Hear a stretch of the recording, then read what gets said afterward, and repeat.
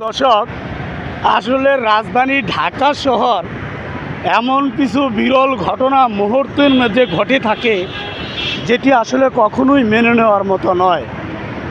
কারণ হচ্ছে ভিডিওর মাধ্যমে যে দৃশ্যটি আপনারা লক্ষ্য করতে পাচ্ছেন, যে রাস্তাটির হাত ধরে আমি হেঁটে যাচ্ছি, পরিপূর্ণ ঘন পরিবহন প্রায় শূন্য বললেই চলে। আপনারা জানেন, অফিসগামী মানুষ সারাদিন ক্লান্তি শেষ করে যখন বাসায় ফিরবেন, এভাবেই রাজধানীর বিভিন্ন পয়েন্টে যদি অপর সাইডের রাস্তাটা, যদিও আপনাদেরকে আমি ক্লিয়ার দেখাতে পারছি না, দুঃখের বিষয়, অপর সাইডের রাস্তাটি একদম পুরো রিপিট, মানে পিঁপড়ার মতো যদি গাড়ি চলতো তাও মনে বুঝতে দেওয়া যেত, একদম টোটাল রিপিট। আর এপাশের রাস্তাগুলো একদম ফাঁকা।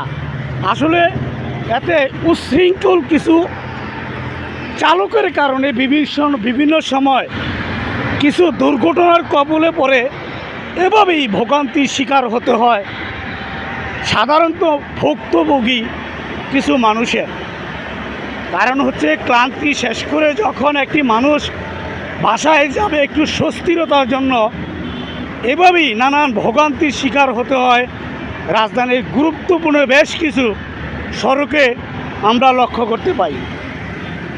যদিও ঊর্ধ্বতন কর্মকর্তা, ট্রাফিক বিভাগ যারা দায়িত্ব কর্মরত আছেন, তাদের সাথে কথা বলে সুনির্দিষ্ট কোনো তথ্য আমরা জোগাড় করতে পারি নাই। কারণ হচ্ছে, আসলে তারা নিজেরাও জানে না এই মুহূর্তে তীব্র যানজটের কারণটা কোথায়। ধন্যবাদ।